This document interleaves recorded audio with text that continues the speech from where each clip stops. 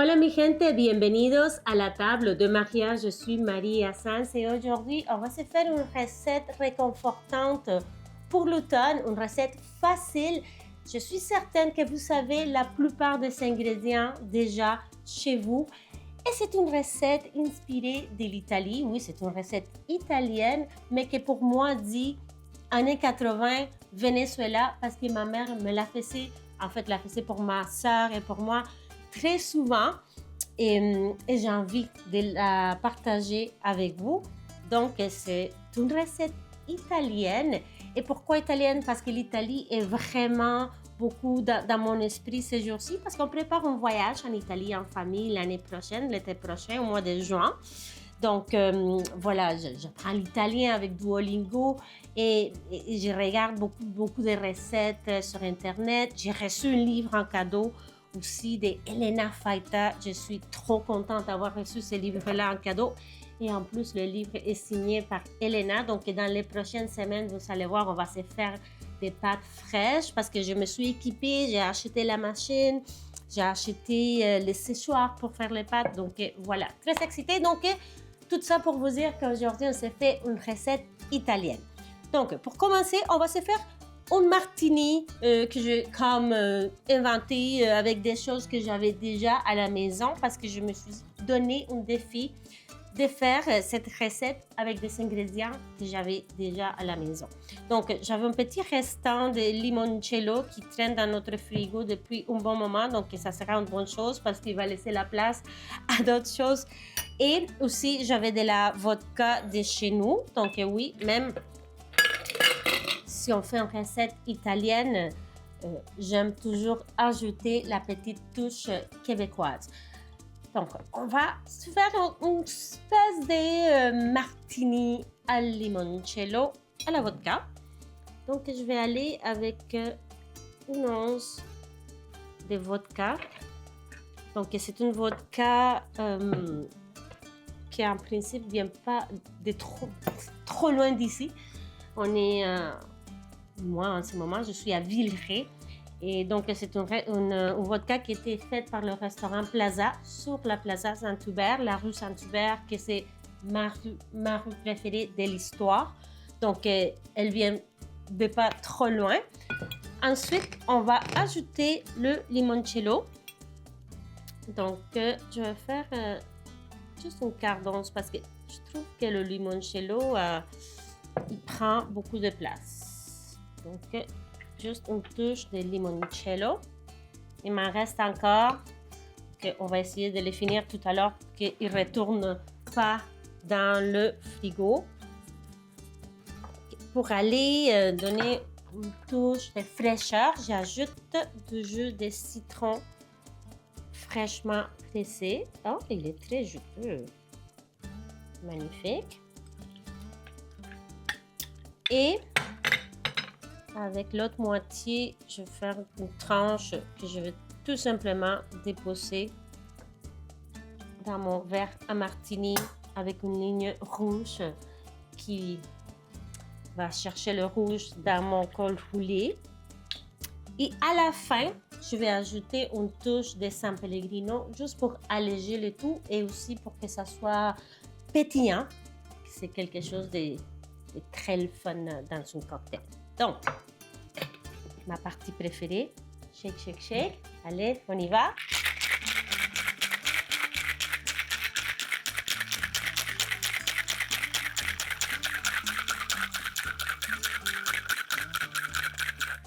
Voilà. Vous notez, je n'ai pas ajouté de sucre.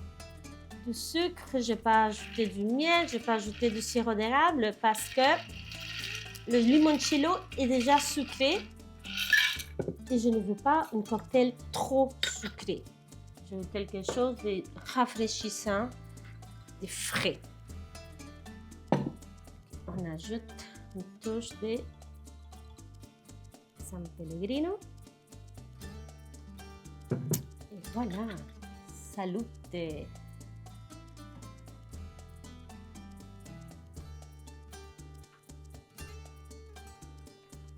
Oh, wow, wow! Il est pétillant, il est frais. Délicieux. Petite pause et on revient avec notre recette de minestrone. On se fait minestrone à la table de Maria. Donc, pour commencer la minestrone, ou le minestrone, je ne sais pas, en espagnol, c'est la minestrone parce que c'est une soupe.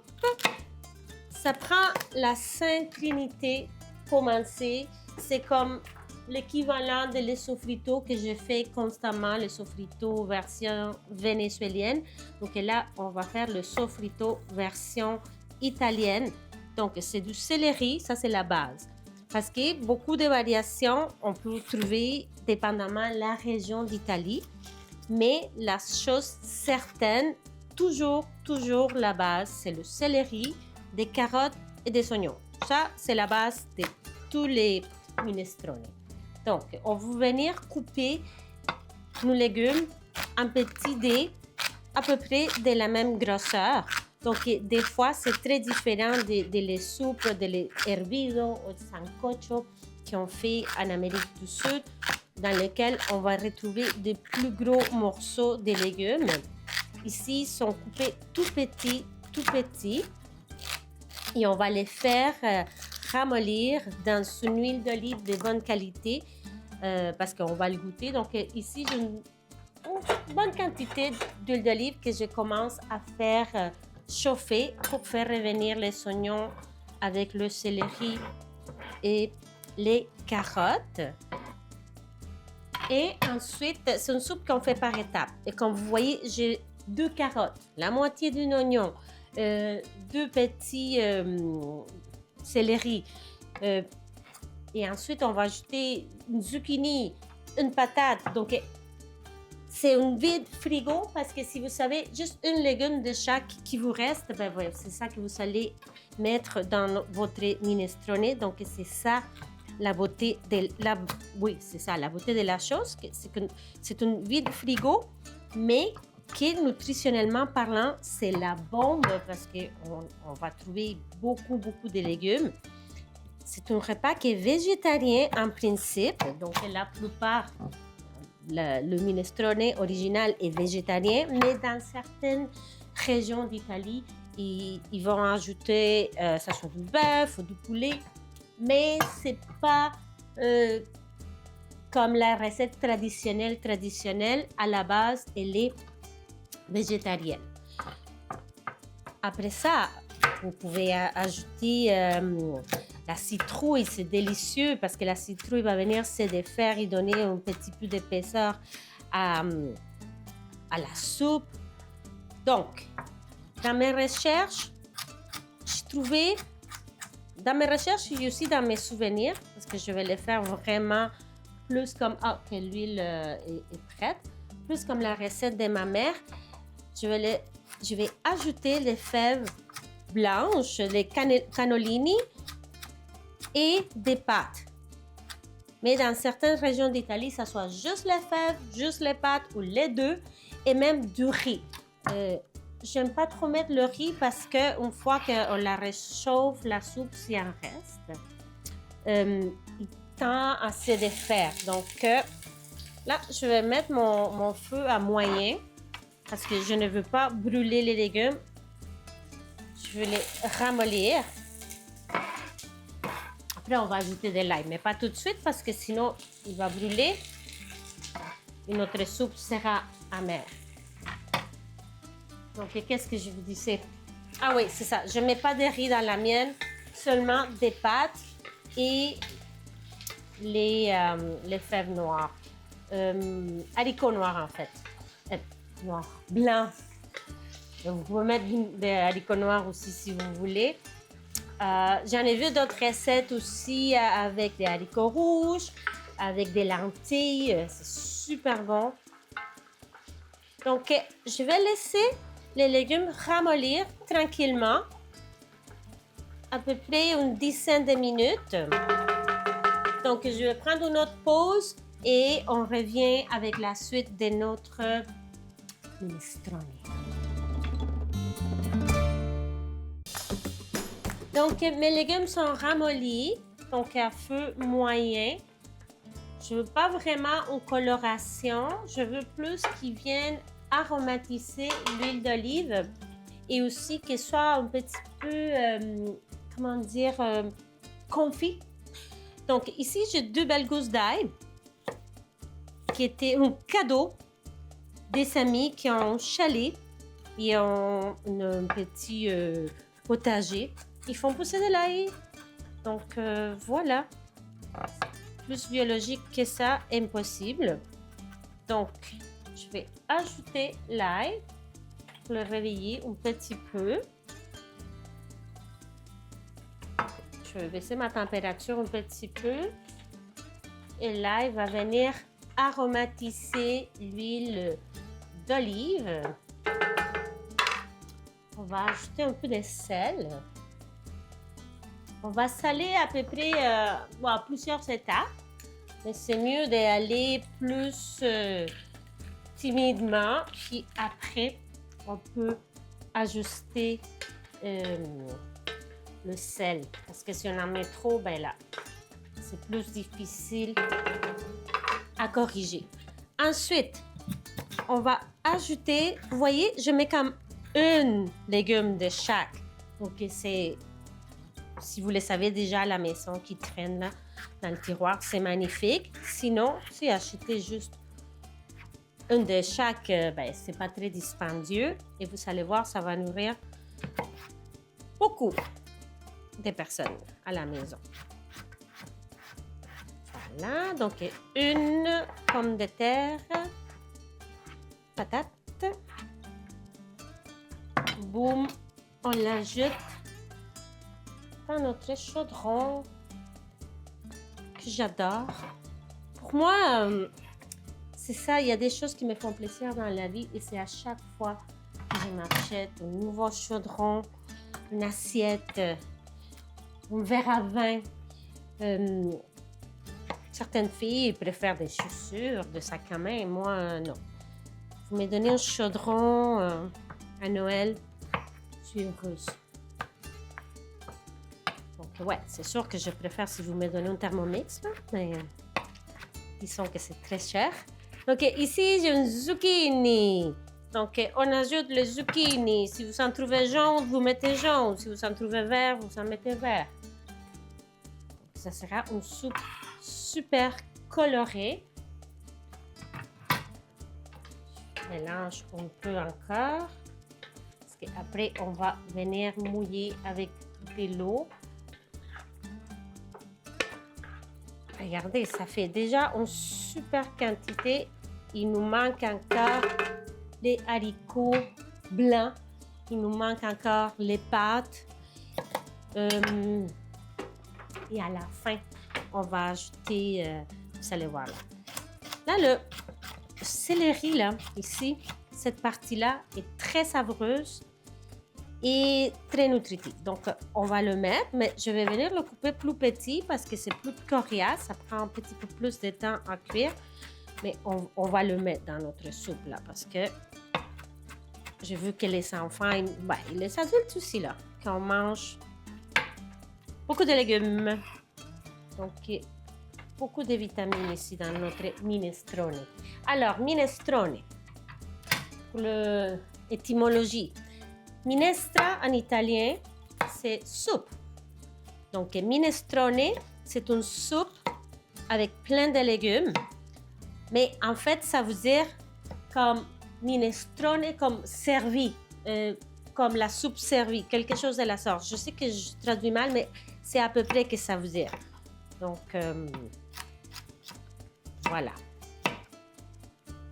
C'est une soupe avec plein de légumes qui date de l'époque romaine. Mais qui, à l'époque romaine, était plus comme un potage avec les restants des légumes. Et ça a évolué. Donc, dans l'époque médiévale, a évolué à quelque chose qui ressemble beaucoup plus au minestrone qu'on mange aujourd'hui. Donc, brocoli. Voilà. Puis on essaie de couper les brocolis dans des petits fleurets. Comme ça, chacun peut avoir un brocoli dans son assiette. Oh, comme c'est beau! Là, on va venir mouiller avec de l'eau. Une bonne quantité parce que souvenez-vous qu'on va ajouter des pâtes. Puis les pâtes vont prendre de l'expansion. Là, j'en ai vu des grands-mamans italiennes faire ça et ma mère aussi. On va ajouter feuilles de laurier, origan frais. Je le mets entier comme ça parce qu'après, on peut venir le pêcher. Puis là, je vais mettre une cube de bouillon de légumes. On peut faire poulet aussi, mais je veux garder la recette végétarienne parce que ma fille Sarah vient manger ce soir chez nous et elle est végétarienne. Et de toute façon, la recette originale est végétarienne. Donc, on va porter à ébullition et laisser cuire une fois que ça bout 5 minutes à peu près pour ramollir le brocoli et le reste des légumes. Et ensuite, on va ajouter les pâtes. Donc, on se voit dans quelques minutes ici à la table de Maria avec notre émission de thématique italienne. Salute! Donc, ça bout presque. J'ai mis le couvercle parce que je veux concentrer les saveurs et que l'évaporation, le vapeur va venir cuire les légumes. Donc, on va ajouter avant des tomates. Ça, c'est des tomates cerises, mais vous ajoutez des tomates comme vous voulez. Ça peut être des tomates fraîches aussi. Pourquoi je les mets avant? Parce que ça va venir descendre la température. Puis, je pense que j'en ai assez. On veut que le bouillon bout. Oui, que ça soit bouillant parce que les pâtes, on a besoin que l'eau soit bouillante pour qu'elles puissent cuire. Donc, tomates qui vont venir donner une super belle coloration et aussi une touche d'acidité. Pour les pâtes, j'ai choisi cette petite roue-là parce que c'est ça que ma mère prenait. Ça vous prend des pâtes courtes, peu importe parce que ça goûte la même chose. Et je trouve que c'est super joli aussi le format comme ça, des petites roues. C'est pas le moment d'utiliser des pâtes fraîches parce qu'ils vont se défaire et aussi des pâtes longues non plus parce que ça serait l'enfer à manger une soupe avec des pâtes longues. Donc c'est des pâtes courtes. Donc je remets mon couvercle pour porter à ébullition. Et ensuite, on va ajouter nos pâtes, c'est 10 minutes. Donc, à peu près à 9 minutes, on va ajouter les haricots blancs que j'ai déjà égouttés. Et aussi, on va ajouter du kale. Vous pouvez ajouter également du chou de Savoie ou du chou tout simplement, ou les deux. Mais j'ai toujours du kale à la maison. Donc, je vais venir juste tout simplement faire comme cela. Mais c'est dernière minute parce que ça prend vraiment 2 minutes. Et les haricots sont déjà cuits. Vous pouvez les faire cuire vous-même. C'est ça que ma mère faisait. Elle les faisait tremper la veille dans l'eau. Après, elle enlevait l'eau puis elle les faisait cuire. Moi, j'ai acheté déjà en conserve, plus facile. Quelques minutes, puis on revient avec la finale de l'assemblage de notre minestrone à la table de Maria. Donc, je vais goûter pour voir ce qu'on est rendu côté sel. Oh my god, c'est bon, ça goûte vraiment le minestrone. Oh là là là là. Mais il manque un peu de sel. Donc, on va ajouter les pâtes. Puis, on va mettre le timer à 9 minutes parce que les pâtes, ça prend 10 minutes. Donc, pas tous les paquets, hein, parce que ça prend beaucoup d'expansion. Donc, juste comme ça pour dire. Donc, 9 minutes. Et ensuite, on va ajouter le kale et les haricots blancs. Puis, en attendant, je vais ciseler un peu de du basilic et du persil pour la finition de notre minestrone. Donc, on prend quelques minutes, 9, Et on se voit dans quelques minutes, dans 9 minutes, mais pas en temps réel. Vous, c'est juste une petite pause, donc vous avez le temps d'aller chercher quelque chose à boire.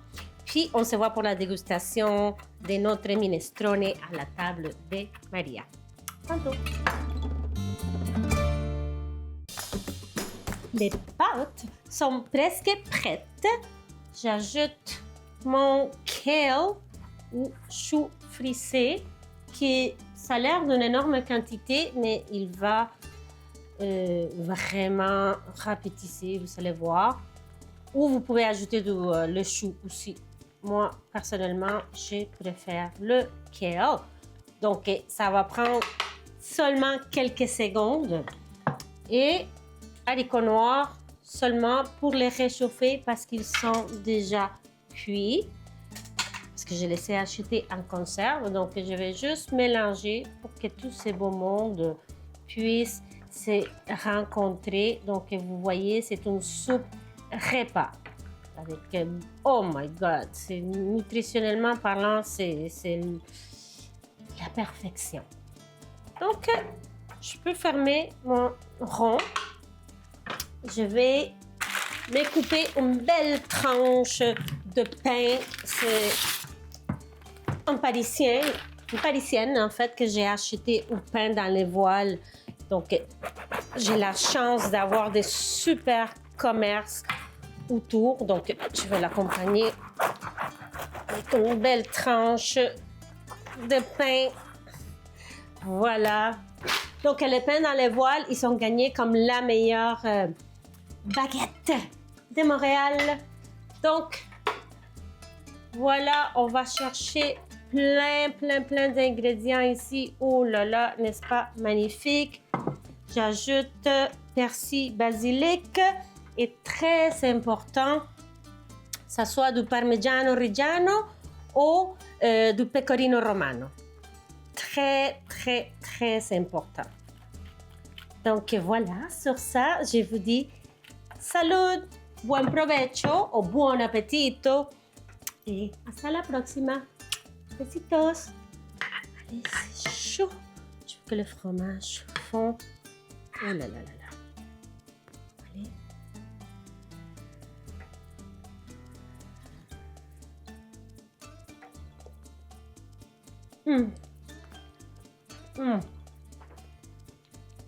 Ça goûte mon enfance. Oh, c'est réussi.